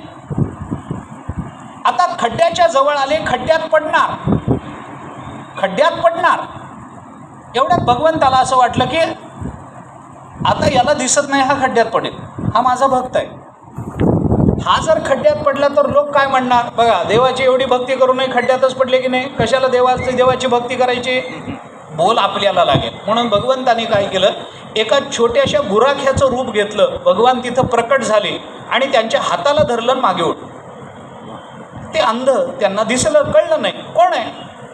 मग भगवंताला, आता ते परमात्मा आहे, भगवान आहे, त्यांना आली थट्टा करण्याची. ते म्हणले, आंधळ्या कळत नाही का रे समोर खड्डा आहे. म्हणले, कळलं असतं तर मी आंधळा कसा, दिसलं नाही, माहीत नाही खड्डा आहे. हो, खड्ड्यात पडला असताच ना, मी आलो म्हणून बरं झालं. भगवान म्हणाले, बरं बरं बरं, मग आता मला रस्त्याला लावून दे, केवढा खड्डा आहे मला माहिती नाही. मग भगवंतानी त्यांचा हात हातामध्ये घेतला, रस्त्याला असा त्या खड्ड्याला वळसा घालून असं निघाले आणि तोंडानं भगवंताचं बोलणं चालू झालं. कशाला रात्रीच्या वेळेला बाहेर पडता, घरात बसून भजन करता येत नाही का, बाहेर पडायचं काय कारण आहे, दुसऱ्याच्या जीवाला घोर कशाला लावून देता, आपलं घरी बसावं. नाही बाबा, भजनाला चाललो मी. अरे मग घरी बसून भजन होत नाही का, बाहेर कशाला मरमर करायची, मी होतो म्हणून बरं, नाही तर पडला असतात खड्ड्यात, मार लागला असता, काही झालं असतं तर. ते म्हणाले, हो बाबा तू होतास म्हणून बरं. पण हे चालता चालता भगवंताचं तोंड चालू राहिलं आणि सुरदासजी अंध आहेत. भगवंताची अशी कृपा असते. मी आपल्याला थोडं विषयांतर होईल, पण या कृपेच्याच संबंधानं बोलायचं म्हणून सांगतो. भगवान असे विलक्षण आहेत, ज्या वेळेला एखाद्या इंद्रियाची न्यूनता आपल्या जीवनामध्ये निर्माण होत असते ना, भगवान आपल्या कृपेनं त्या इंद्रियांचं सामर्थ्य दुसऱ्या इंद्रियामध्ये भरून देत असतात. त्यामुळे आंधळ्या माणसांना डोळ्याला दिसत नसेल, पण कान त्यांचे बारीक असतात, त्यांचा स्पर्श बारीक असतो, त्यांना बारीक कळतं. वराड प्रांतामध्ये प्रज्ञाचक्षू गुलाबराव महाराज नावाचे संत अलीकडच्या काळात होऊन गेले. त्यांच्या चरित्रात असं वर्णन आहे की ते घराच्या बाहेर बसत असत, त्यांचं काम करत, आणि बायका पाणी भरायला विहिरीवर जाताना बायका चालताना त्यांच्या हातातल्या बांगड्यांच्या आवाजावरून कोणती बाई गेली हे सांगत असत. काही शक्ती असेल, विचार करा आपण. सुरदासजींचा हात देवाच्या हातामध्ये होता, त्या देवाचं तोंड चालू, बाहेर कशाला पडायचं, अमुक कशाला, आम्ही होतो म्हणून बरं, अमुक कशा, हे सगळं देव त्यांना रागवत होते. आणि रागावता रागावता सुरदासजीने देवाला विचारलं, बरं मी बाहेर पडलो जाऊ दे, एवढ्या संध्याकाळी तू इथं काय करतोय, तुझं काय काम आहे इथं. देवाच्या लक्षात आलं, हे पकडली गेली चोरी आपली. भगवान म्हणाले, नाही नाही, माझं वासरू हरवलं होतं म्हणून शोधत शोधत निघालो होतो. अरे तुम्हाला मी मदत केली तर तुम्ही उलट मलाच प्रश्न विचारता. भगवान म्हणाले, बरं बरं बरं, लावून दिलं रस्त्यात. आणि मग सुरदासजींना भगवंतांनी सांगितलं, आता सरळ रस्ता आहे, रस्त्यात खड्डा नाही, सरळ मंदिराजवळ पोचाल, आता तुमच्या पायाखालचा रस्ता आहे, ठीक आहे, जा आता रस्त्याने. जा म्हटलं तरी सुरदासजी आता त्यांचा हात सोडायला तयार नाही. सूरदासजी हात सोडायला तयार नाही. भगवंतांनी सांगितलं सोडा ना आता माझा हात, लावला ना रस्त्यातून तुम्हाला, सोडा माझा हात, मलाही माझी कामं आहेत, जाऊ द्या मला, सोडा. सोडा म्हटल्यानंतर सूरदासजींच्या लक्षात आलं हा स्पर्श माणसाचा स्पर्श नाही आहे. त्यांनी भगवंताला सांगितलं, अरे बऱ्याच जणांना प्रयत्न करून हाताला लागत नाहीस, माझ्या हाताला आणायचा सापडलास, आता कसा सोडू तुला, आता कसा सोडू, सोडणार नाही. भगवंताच्या लक्षात आलं आपण सापडलोय पुरते, ठीक आहे, म्हणून थोडं पुढे नेईपर्यंत आता भगवंताच्या लक्षात आलं, चालता चालता थोडी हाताची पकड ढिली झाली. जो हात हाताने पकडला होता ना, ती पकड थोडी ढिली झाली हे भगवंतानी ओळखलं. आणि एका बेसावध क्षणी भगवंतानी सूरदासजींच्या हाताला असा हिसका मारला. बेसावध असणाऱ्या सूरदासजींच्या हातातून भगवंताचा हात निसटून गेला, हात बाजूला झाला, आलेला गेला, हातात आलेला भगवान गेला. हात सुटल्याबरोबर भगवान पटकन रस्त्याच्या बाजूला जाऊन उभे राहिले. आणि आता हा आंधळा काय करतो म्हणून बघत उभे राहिले. सूरदासजी शांत होते, कर्तृत्व आहे ना, शांत होते. देवाकडे, देव बाजूला कुठेतरी असतील, लक्षात आलं. शांत चित्तानं रस्त्याच्या बाजूला उभे असणाऱ्या देवाकडे वळाले आणि देवाला म्हणाले, हस्तमुत्क्षिप्य यातोसी बलात् कृष्ण किमद्भुतम हृदयाद्यति निर्यासी पौरुषम गणयामि ते. सूरदासजी देवाला असं म्हणाले, देवा हस्तमुत्क्षिप्य यातोसी बलात् कृष्ण किमद्भुतम, हे कृष्ण बलात् हस्तमुत्क्षिप्य यातोसी किमद्भुतम. देवा तुझ्या अंगामध्ये ताकद जास्त आहे म्हणून हिसका मारून माझ्या हातातून हात काढून घेतलास, याच्यामध्ये काही फार मोठा पुरुषार्थ गाजवला असं तुला वाटतं काय? बलात् कृष्ण किमद्भुतम, याच्यात आश्चर्य काय आहे? अरे कोणी हिसका मारून हात हातातून सोडवून घेऊ शकते. मी बेसावध होतो आणि तुझ्या अंगात बळ जास्त आहे म्हणून तू हिसका मारून माझ्या हातातून हात सोडवून घेतलास, काही फार मोठं काम केलं, हे काही आश्चर्य आहे असं तुला वाटतं का? असं वाटू देऊ नको. मग हृदयाद्यति निर्यासी पौरुषम गणयामि ते. देवा बळानं हातातला हात सोडवून घेतला म्हणून आश्चर्य नाही, माझ्या हृदयातून जाऊन दाखव तर नावाचा देव म्हणतो. हृदयाद्यति निर्यासी पौरुषम गणयामि ते, तर तुझं कर्तृत्व मानेन. परमात्म्याला पकडणं वाटतं तेवढं सोपं नाही आहे. मी कशाकरता आपल्याला हे सगळं सांगितलं? ज्याने आपल्याला बांधावं असं त्याला वाटतं त्याच वेळेला तो बांधून घेण्याची कृपा करतो, हे मला सांगायचं. कृपया आसीत स्वबंधने हे भागवताचे शब्द आहे. इथं आलेला कृपया हा शब्द आणि इथं आलेला परिश्रमम हा शब्द, हे दोन्ही शब्द आपल्याला कर्तृत्व आणि कृपा या दोन्हीची सांगड घालून देणार आहे. कर्तृत्वाशिवाय भगवंताची कृपा होत नाही. आपण काल बोलून आलोय, नायम आत्मा प्रवचनेन लभ्यान मेधयान बहुना श्रुतेन. मग परमात्मा कृपा करतात, ठीक आहे, कर्तृत्वाला अनुसरून करतात, मान्य आहे. पण कोणती कृपा, कशी कृपा, या कृपेचे प्रकार काय, कृपा करणं म्हणजे नेमकं काय आहे? भगवान आपल्याला दुःखातून बाहेर काढतात, ही कृपा नाही. काय आहे कृपा? भगवंताची कृपा आणि भगवंताची दया याच्यात अंतर आहे. भगवान दया सिंधूही आहेत आणि भगवान कृपा सिंधूही आहेत, हे बरोबर. मग भगवंताची दया कधी असते आणि भगवान कृपा कधी करतात आणि दया कधी करतात, याच्यात फरक आहे. मी आपल्याला उगी जाता जाता सांगून जातो. भगवान आपल्याला ज्या वेळेला दुःखातून बाहेर काढतात त्यावेळेला भगवंताची कृपा नाही. दया आणि कृपा याच्यात अंतर आहे. प्रतिकूलाची निवृत्ती करणं ही दया असते आणि अनुकूलाची प्राप्ती करून देणं ही कृपा असते. दया आणि कृपा याच्यात अंतर आहे. जेव्हा एखादा मनुष्य हात जोडून माझ्यावर दया करावं असं म्हणतो ना, त्यावेळेला दुःख दूर करा अशी अपेक्षा असते. आणि या एकदा आमच्या घरी चहाला, कृपा करा आमच्यावर असं ज्या वेळेला म्हणतो ना, तेव्हा आपल्याला आनंद मिळावा ही अपेक्षा असते. कृपेचा संबंध आनंदाशी आहे आणि दयेचा संबंध दुःख निवृत्तीशी आहे, हे लक्षात घेतलं पाहिजे. भागवतात अंबरीशाचं चरित्र आहे की नाही? दुर्वासाने पुष्कळ हे केलं, त्रास दिला, अमुक झालं, तमुक झालं. मग भगवंताचं सुदर्शन चक्र आलं, मागे लागलं. मग त्या अंबरीशाच्या पाया पडावं लागलं दुर्वासांना आणि मग ते दूर झालं. प्रभुदत्त ब्रह्मचारींनी ही कथा फार सुंदर सांगितली. अंबरीशावर भगवान करतात ती कृपा आहे आणि दुर्वासावर भगवान करतात ती दया आहे. हा फरक आहे. आम्हाला भगवंताच्या दयेलाही पात्र व्हायचं आहे आणि आम्हाला भगवंताच्या कृपेलाही पात्र व्हायचं. दुःख निवृत्ती ही दया असते आणि आनंदावाप्ती ही कृपा असते. हा दोन्हीतला फरक आहे.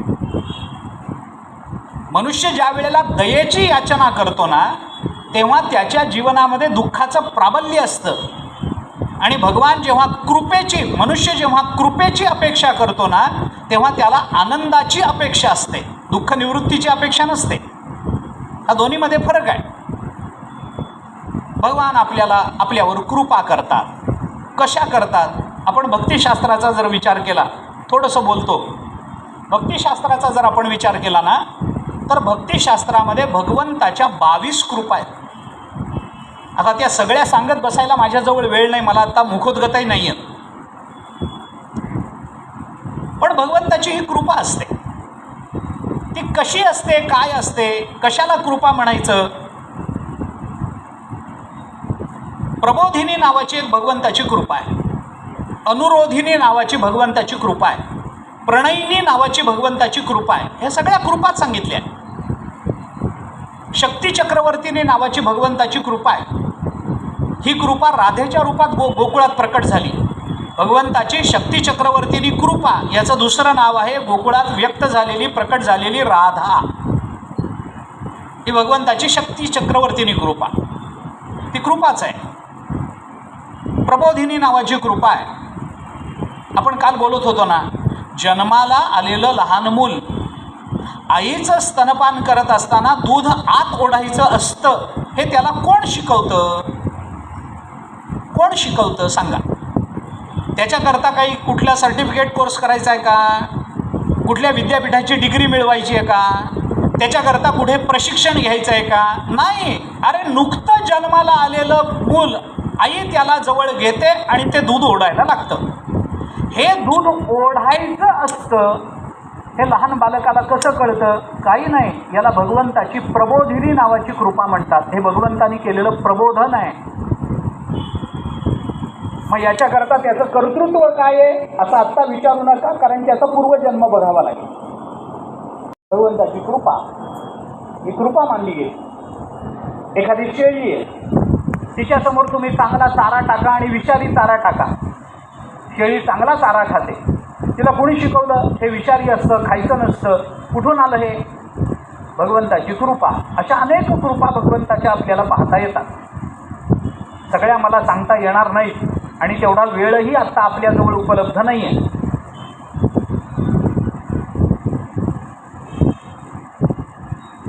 उदाहरणानं मला पुन्हा समारोप करायचा, तिकडे येतो. ही कृपा भगवान करतात, प्रत्येकावर करतात. कशी करतात? महाभारतामध्ये भगवंताच्या कृपेचा एक फार सुंदर प्रकार आपल्यासमोर मांडला आहे. भगवान आपलं रक्षण करतात. भक्ताचं रक्षण परमात्मा करतो. दया, कृपा, आता आपण काही म्हणा. दुःख निवृत्ती त्याची करून देतो, त्याला आनंदावाप्ती देतो. कुणाकरता भगवंतांनी काय केलं याची अनेक उदाहरणं आहेत. भागवतातही आहेत, महाभारतातही आहे, रामायणातही आहे. भगवंतांनी बिभीषणाला शरणागती दिली, भगवंताची कृपाच आहे.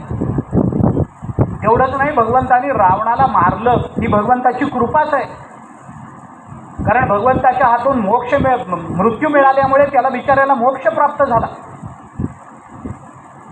प्रतिकूलाची निवृत्ती करून देतात भगवान. त्या राम रावण युद्धामध्ये झालं. युद्ध झालं, रावण पडला, भगवंताचा विजय झाला आणि रणांगण सोडताना भगवंतांनी लक्ष्मणाला सांगितलं की लक्ष्मणा, इंद्राला बोलवून घे आणि हे जे सगळे वानर मेलेत ना युद्धामध्ये, त्यांना अमृत सिंचन करून अमृत पान करून उठवायला सांग. लक्ष्मणाने सांगितलं ठीक आहे. ते झालं सगळं. तिथून बरोबर जाताना लक्ष्मणाने देवाला विचारलं, देवा तुम्ही समदृष्टीचे आहात असं आम्ही ऐकून आहोत. गाथ्यातला पहिला अभंग आहे समचरण दृष्टी विटेवरी साजील. तुम्ही समदृष्टी म्हणे आहे, मग समदृष्टी आहात तर वानरांनाच का उठवलं, मेलेल्याला जिवंत केलं, राक्षसांनाही मेलेल्याला उठवा ना, म्हणजे तुम्ही समदृष्टीचे झाले. भगवान म्हणाले हेच करतो आयुष्यभर, यांनाही उठवतो यांनाही उठवतो, कायम युद्ध करत राहतो. अरे पण वानरांना का उठवलं? भगवान म्हणाले त्याचं कारण आहे. राक्षसांना उठवलं नाही उठवलं. ते तुमचे द्वेषी होते म्हणून नाही, ते तुमच्या विरोधात लढले म्हणून नाही, वानर तुमच्या बाजूने लढले नाही. अरे मग वानरांना का उठवता? राक्षसांनाही जिवंत करा ना, ते बिचारे मेलेच ना युद्धात. रामचंद्र प्रभूंनी सांगितलं लक्ष्मणा तुला वर्मच कळालं नाही. अरे जेव्हा दोन पक्ष एकमेकांबरोबर युद्ध करतात त्यावेळेला त्यांचं तोंड एकमेकांकडे असेल का पाठ एकमेकांकडे असेल? तोंड असेल ना. आपण राक्षसांबरोबर युद्ध करतो, आपलं तोंड राक्षसांच्या बाजूने, ते आपल्याबरोबर युद्ध करतात, त्यांचं तोंड आपल्या बाजूने. झालंय असं की आपला बाण लागून जेव्हा राक्षस एखादा मेला त्यावेळेला मरताना तो आपल्याकडे बघत मेला. म्हणून मरता मरता ज्याने रामचंद्र प्रभूंना बघितलं त्याला आईचाच मोक्ष मिळालाय ना. त्याला पुन्हा मी उठवायचं म्हणजे मग मोक्ष मिळाल्यानंतरही जन्म असतो हा अपसिद्धांत जगतामध्ये रूढ करणं होईल ना. पण आपल्या बाजूच्या वानरांचं काय झालंय, रावणाकडून बाण आला आणि हे मेले, तेव्हा मरता मरता या रावणाचं तोंड बघत बघत मेले, त्यामुळे नरकात पडण्याची शक्यता जास्त आहे. त्यामुळे यांना उठवतो आणि राक्षसांसारखा मोक्ष यांना देतो, म्हणजे तिथं समानता होते. मी कशाकरता हे सगळं सांगितलं आपल्याला की वानरांना उठवणं ही सुद्धा भगवंताची कृपाच आहे आणि राक्षसांना न उठवणं ही सुद्धा भगवंताची कृपा आहे. कारण ते भगवंताबरोबर लढले, हे कर्तृत्व कमी नाही आहे. मला कर्तृत्वाकडे आता जायचं नाही, मी कृपेकडे आलोय आता, पुन्हा मागे जात नाही. ही भगवंताची कृपा आहे. मग ती परमात्मा कसे करतात? प्रत्येक वेळेला भक्ताचं रक्षण हातामध्ये धनुष्यबाण घेऊन, हातामध्ये सुदर्शन चक्र घेऊन असं परमात्मा करत नाही. मग भगवंताची आपल्यावर कृपा झाली हे ओळखण्याला काही मार्ग आहे का? आहे ना. आपण भगवंताचे कृपांकित आहोत हे ओळखायला मार्ग काय आहे? ओळखायला मार्ग आहे. कसा मार्ग आहे? महाभारताने त्याच्याकरता फार चांगला विचार आपल्यासमोर ठेवला. मी दोन भूमिका महाभारताच्या आपल्यासमोर ठेवतोय. महाभारताने त्या संबंधामध्ये बोलताना असं सांगितलंय, न देवा दंडमादाय रक्षन्ति पशुपालवत यंतु रक्षितुम इच्छन्ति बुद्ध्या संविभजन्ति तम. महाभारताने म्हटलंय न देवा दंडमादाय रक्षन्ति पशुपालवत. पशुपालन करणारा एखादा गुराखी जसा हातामध्ये काठी घेऊन आपल्या गायींचं रक्षण करतो, वासरांचं रक्षण करतो, तसा परमात्मा सगळ्यांच्या मागे पुढे उभा राहून हातामध्ये शस्त्र धारण करून तुमचं आमचं रक्षण करत नाही. हां, तो प्रल्हादाचं करेल, मान्य आहे. तो सुग्रीवाचं करेल, मान्य आहे. तो अर्जुनाचं करेल, मान्य आहे. आपलं नाही. मग आपल्याला कृपा झाली ओळखायला मार्ग काय आहे? काय मार्ग आहे? यंतु रक्षितुम इच्छन्ति बुद्ध्या संविभजन्ति तम. हे महाभारताने त्याला दिलेलं उत्तर आहे. महाभारत असं म्हणतं की परमात्मा सगळ्यांच्याच मागे पुढे उभा राहून शस्त्र धारण करून सर्वांचं रक्षण करत नाही, पण ज्याचं रक्षण संकटातून करण्याची भगवंताला इच्छा आहे, म्हणजे भगवंताला कृपेची इच्छा आहे, याच्यावर कृपा करावी अशी भगवंताची इच्छा आहे. यंतु रक्षितुम इच्छन्ति. ज्याचं रक्षण करावं, त्याला संकटातून बाहेर काढावं अशी भगवंताची जर इच्छा असेल तर भगवान कसं रक्षण करतात, कशी कृपा करतात? बुद्ध्या संविभजन्ति तम. महाभारत म्हणतं त्या संकटातून बाहेर पडण्याची बुद्धी देतात. ही भगवंताची कृपा आहे. बुद्धी देणं. संकट येतं, प्रत्येक वेळेला देवावर भार घालून संकटातून बाहेर पडता येत नाही. परमात्मा आपला भार स्वीकारतो, पण परमात्म्याची आपल्यावर कृपा करण्याची पद्धत वेगळी आहे. परमात्मा त्या वेळेला संकटातून बाहेर पडण्याची बुद्धी आपल्याला देतो. ही भगवंताची आपल्यावर होणारी कृपा आहे. माणसं म्हणतात ना, अहो ऐन वेळेला मला सुचलं म्हणून बरं झालं, नाहीतर अनर्थ. तुला सुचलं नाही, तुला संकटातून बाहेर काढण्याची देवाची इच्छा होती म्हणून तुला ती बुद्धी होणं ही भगवंताची कृपा आहे. तुला सुचलं नाही. मी गंमत सांगत असतो. घरात एखाद्या वेळेला घरातले सगळे सदस्य कुलदेवतेला जातात गाडी करून. गाडी करून सगळे आता गाडी करून जायचं, सकाळी जायचं, तिथला कार्यक्रम करायचा, परत यायचं. सकाळी लवकर निघायचं, सगळे गाडीमध्ये जाऊन बसतात. घरातली जी गृहिणी असते ना, तिला घर सुटत नाही लवकर, कारण तिला कामं जास्त असतात. तिला ते दूध वगैरे फ्रीजमध्ये ठेवायचं असतं, केलेला उरलेला स्वयंपाक झाकपाक करावी लागते, मांजर वगैरे येऊ नये याची दक्षता घ्यावी लागते, खिडक्या बंद कराव्या लागतात. लोक कसेही अस्ताव्यस्त कपडे टाकून गेलेले असतात, आल्यानंतर ते तसं बरं नाही म्हणून ते घड्या करून जायचं असतं. कपाटाची दारं उघडी असतात, ती बंद करायची असतात. पाण्याचा नळ वगैरे तोटी चालू असते, ती बंद करायची असते. आपण किती काम तिच्या जीवावर टाकून जातो याचा विचार कधीतरी केला पाहिजे ना. हे सगळं करते, बरं हे सगळं करत करत करत घराची सुरक्षा हाही तिच्याच जीवावर आहे, हाही प्रश्न तिच्याच जीवावर. मग ती दार लावते, मग बाहेर आली की दुसरं एक दार असतं ती लावते, त्याच्यानंतर ग्रिल असतं ते लावते, त्याच्यानंतर एक लाकडी दरवाजा असतो तो लावते, त्याच्यानंतर लोखंडाचा दरवाजा असतो तो लावते, त्याच्यानंतर खाली उतरते आणि मग गेट लावते. आणि गेट लावून गाडीत बसली की घरातले म्हणतात, आई किती वेळ ग, तुला घर सुटत नाही बघ, आम्ही केव्हापासून तुला आरडाओरडा करतो तुझ्या नावाने, पटकन का आली नाहीस, किती उशीर झाला, आता कधी जायचं आपण, यायला उशीर होईल, पटकन का आली नाहीस तू, यायला पाहिजे होतं, का नाही आली, का नाही आली. मग ती म्हणणार अरे कामं होती मला, दुधाचं वगैरे बघायचं, दह्याचं बघायचं, विरजणं बघायची, अमुक तमुक लाख भानगडी होत्या. बरोबर, चला आता निघायचं का, हा निघायचं म्हणून गाडी सुरू केली की ती आई सांगते थांबा थांबा थांबा थांबा, काय, वर जाऊन बघून येते. पुन्हा गाडीतून उतरते, पुन्हा तेवढेच दरवाजे. आता तो क्रम माझ्या लक्षात नाही आहे, लाकडाचा लोखंडाचा वगैरे, ते तुमचं तुम्ही लक्षात ठेवा. त्या क्रमानं ते सगळे दरवाजे ते कुलप उघडत जाते, आत जाते आणि जाऊन बघते तर गॅसचं बटन चालू असते. मग पुन्हा ते सगळं बंद करते, त्याच क्रमानं मागे चालत येते आणि मग गाडी देऊन बघ. पुन्हा मुलं ओरड, आई तुला असंच आहे, तुझ्या लक्षातच राहत नाही, तू किती उशीर झाला बघ बघ, कशाला वर गेली होती. मग ती आई सांगते, मला ऐन वेळेला लक्षात आलं म्हणून बरं झालं, गॅसचं बटन चालू होतं, झालं असतं काय तर तुझ्या लक्षात आलं नाही.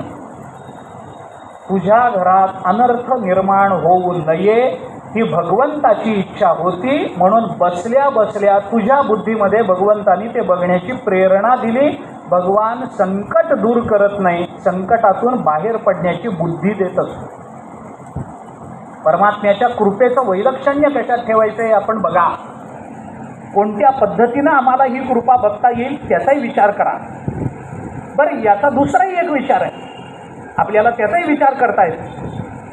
यस्मै देवा प्रयच्छन्ति पुरुषाय पराभवम बुद्धिम तस्यापकर्षन्ति सो अवाचिनानि पश्यति, हेही महाभारताने बोलून दाखवतं. बरं, ज्याचा देवाला काटा काढायचा आहे ना, परमात्मा त्याला शस्त्रानं मारत नाही. मग परमात्मा काय करतो, फक्त त्याची बुद्धी फिरवतो, आपोआप तो आपल्या कर्मानं मरतो, करत काहीच नाही परमात्मा. ज्याला राखायचं आहे, ज्याच्यावर कृपा करायची आहे, बुद्धी देऊन कृपा करणं हे भगवंताच्या कृपेचं एक माध्यम आहे. परमात्मा याही पद्धतीनं कृपा करतात. आणि मग अशी कृपा ज्या वेळेला आपल्याकडून घडते किंवा भगवंताकडून घडते, त्यावेळेला मानवी जीवन हे आनंदमय होतं, संपन्न होतं. आणि मग ते संपन्न झालेलं जीवन हे भगवत कृपांकित असल्यामुळे जगताच्या समोर आदर्श रूपानं उभं राहत असतं. आपण याचा थोडासा विचार करू. आपण ज्ञानेश्वरीकडे येऊ आणि या विचाराचा समारोप करू. ज्ञानोबारायांनी या संबंधामध्ये केलेली चिंतनं जर आपण बघितली तर ती मी आपल्याला जाता जाता सांगून जाणार. भगवंताची कृपा कशी होते, भगवान कृपा करतात. आपण ज्ञानेश्वरीत कृपेची किती परवा दोन दिवस संदर्भ दिलेत. मला आता पुन्हा ते सगळं सांगण्याचं कारण नाही आहे. ज्ञानोबारायांनी भगवंताला म्हटलंय, तो कृपा पियुष सजळू. सजल म्हणजे मेघ, कृपेनं भरलेला मेघ म्हणजे भगवान आहे. भगवान वर्षाव करायला कृपेचा तयार आहेत, तयार होऊन बसलेले आहेत. फक्त आम्ही आमचं कर्तृत्व सिद्ध करत नाही आहोत. आमची अडचण तिथे झाली. बरं, ज्ञानोबारांनी किती बारकाईने सांगितलंय, तो कृपा पियुष सजळू आणि जवळी आला वर्षा काढू. आणि पावसाळाही जवळ आहे, मेघामध्ये पाणी आहे, मेघ आमच्यावर आलेला आहे, तो तयार आहे, पण आमच्यावर कृपा होत नाही ना अर्जुनावर होते. काय कारण आहे? ज्ञानोबारायांनी रूपक अलंकारातून फार सुंदर पद्धतीनं ते आपल्याला सांगितलं. ज्ञानोबाराय म्हणतात, तो कृपा पियुष सजळू आणि जवळी आला वर्षा काळू, नाना कृष्ण कोकिळू अर्जुन वसंतू. अरे पाऊस पडण्याकरता आम्ही वसंत होत नाही, पाऊस तयार आहे. परमात्मा कृष्ण आहे, कृष्ण हा कोकिळ आहे, कोकिळेचा पंचम आम्हाच्या कानावर पडू शकतो, पण आम्ही वसंत रूपानं प्रकटत नाही ना, आमची अडचण ती आहे. म्हणून ज्ञानोबारायांनी ही कृपा आपल्याला दोन पद्धतीनं बोलून दाखवली. कर्तृत्वावरून जी कृपा होते, कर्तृत्वातून जी कृपा निष्पन्न होते, ती होताना दोन माध्यमातून व्यक्त होते. एक भगवत कृपेच्या माध्यमातून व्यक्त होते आणि दुसरी गुरुकृपेच्या माध्यमातून व्यक्त होत असते. भगवंताला कृपा करण्याकरता गुरुच्या रूपात यावं लागतं, त्याच्याशिवाय त्याला सर्वांवर कृपा करता येत नाही. विशिष्टांवर कृपा करण्याकरता त्याचं भगवत रूपत्व पुरतं, पण जगतावर कृपा करण्याकरता त्याचं भगवत रूपत्व पुरेसं होत नाही. त्याला गुरु रूपानं प्रकट व्हावं लागतं, तर सर्वांवर कृपा करणं शक्य होतं. याच्यात अंतर आहे. मी उदाहरणाने आपल्याला फक्त सांगणार आहे आणि संपवणार आहे. गुरुकृपेचं वर्णन ज्ञानेश्वरीच्या पानात लपलेलं. किती ओव्या मी आपल्याला अरे सगळे ज्ञानेश्वरी वाचून दाखवावी लागेल मला गुरुकृपा काय हे सांगण्याकरता. ज्ञानोबाराय म्हणतात, अरे माझा श्वास गुरुकृपा आहे, माझं बघणं गुरुकृपा आहे, माझं ज्ञानेश्वरी सांगणं गुरुकृपा आहे, आणि गीतेच्या श्लोकांवर मला असं भाष्य सुचणं ही गुरुकृपा आहे. नाहीतर माझ्याजवळ काय, एरवी तरी मी मूर्खू, जरी झाला अविवेकू, तरी संत कृपा दीपकू सोजवळवच. पण परी तेथ असे एक आधारू, जेणे बोले मी सधरू, सानुकुळू श्री गुरु ज्ञानदेवो म्हणे. ज्ञानोबारायांनी म्हटलंय. मला त्याचा या ओव्यांचा विस्तार नाही करायचा आता, पण भगवत कृपा आणि गुरुकृपा या दोन संकल्पना आपल्या संस्कृतीमध्ये वारंवार आपल्या प्रत्ययाला येतात. अर्जुनाने भगवंताला गुरुही म्हटलं. तू गुरु बंधू पिता, तूच आमुची इष्टदेवता, तूची सदा रक्षिता, आपदी अमुते.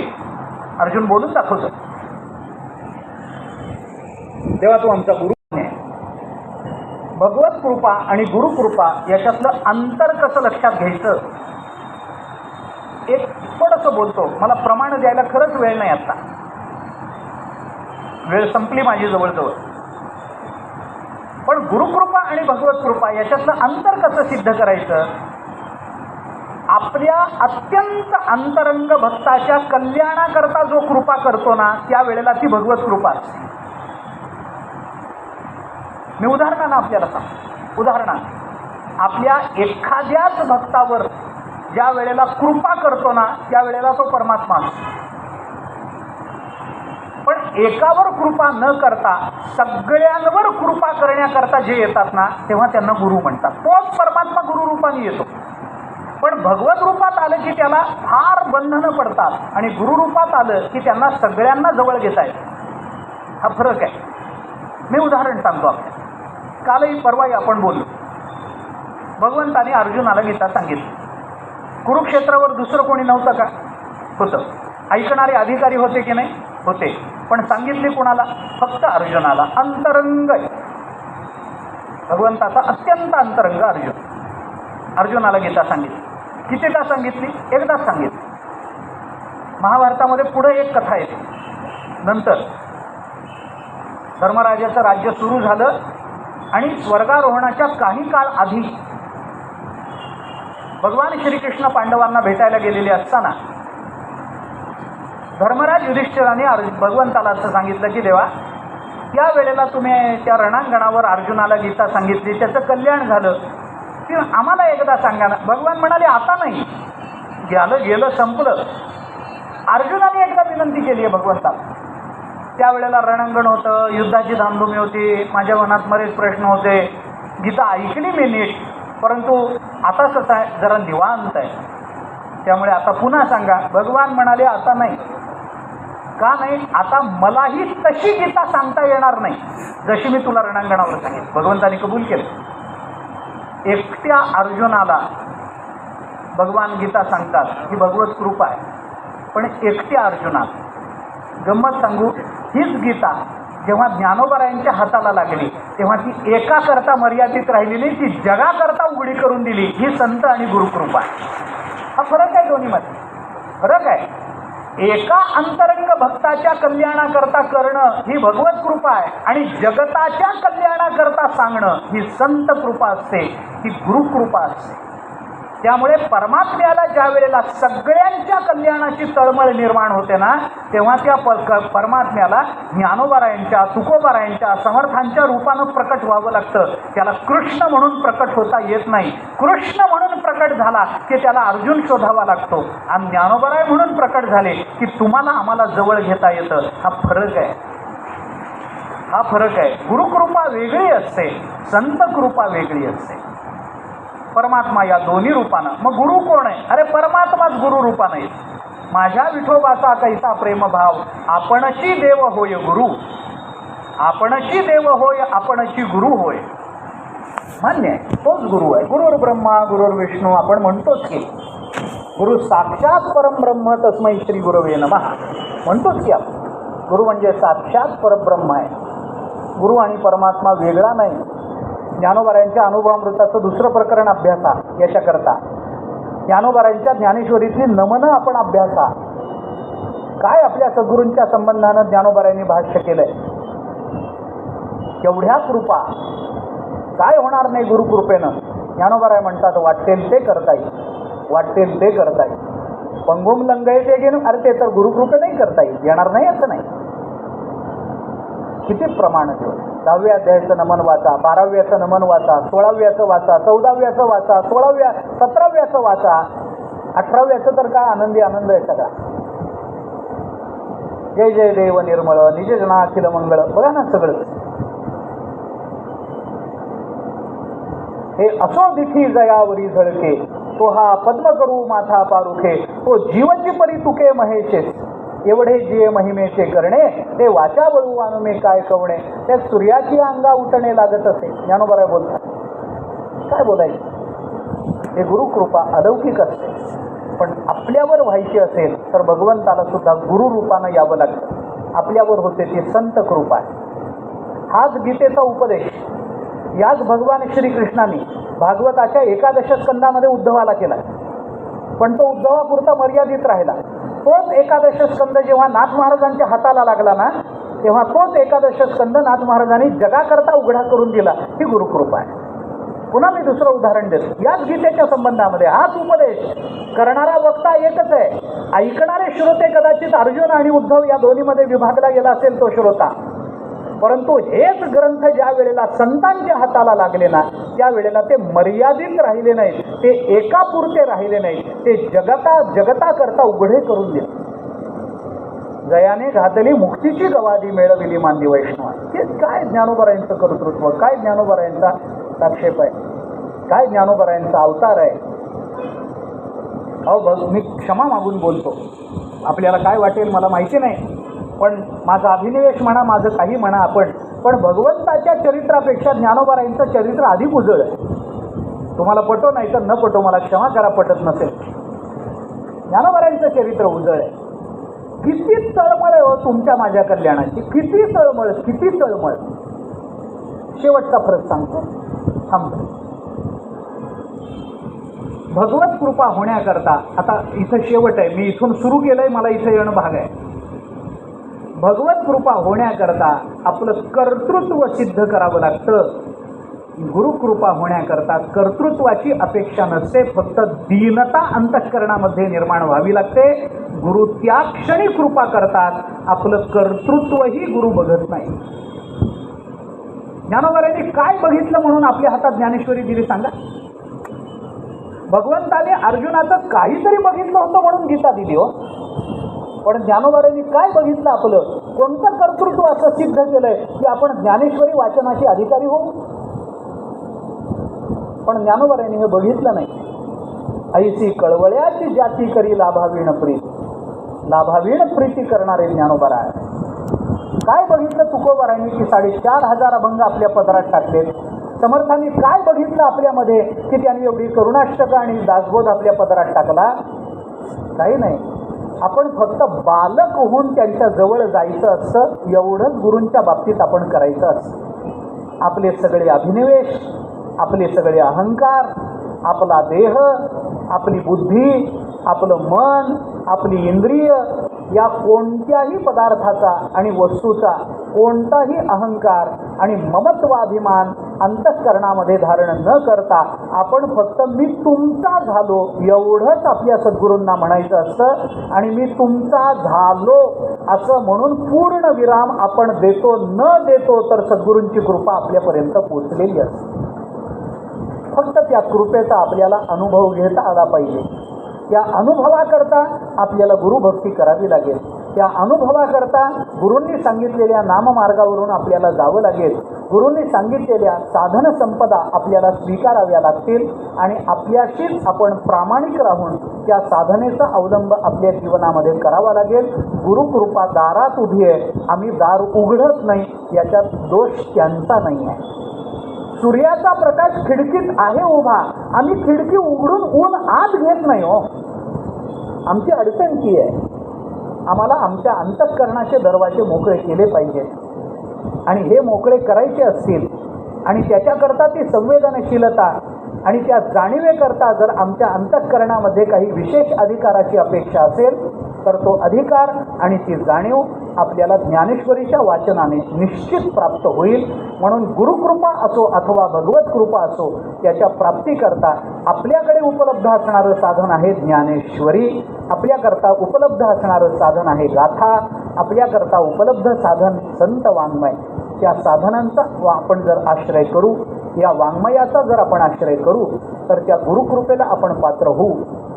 ज्ञानोबराय किंवा भगवान बघताना म्हणतील काय कर्तृत्व गाजवलंय म्हणून कृपा करावी, तर ते कर्तृत्व सांगताना आपल्याला हे सांगता आलं पाहिजे की मी आयुष्यात ज्ञानेश्वरीची भरपूर पारायणं केली आहेत. मग भगवंतानी कृपा करावी की करू नये हे भगवंताच्याही हातात राहणार नाही. त्याला आपल्यावर कृपा करणं भाग आहे, कारण आपण ज्ञानेश्वरीचा आश्रय केला आहे, आपण गाथ्याचा आश्रय केला आहे, आपण तुकोबारायांच्या चरणाचा आश्रय केला आहे ना.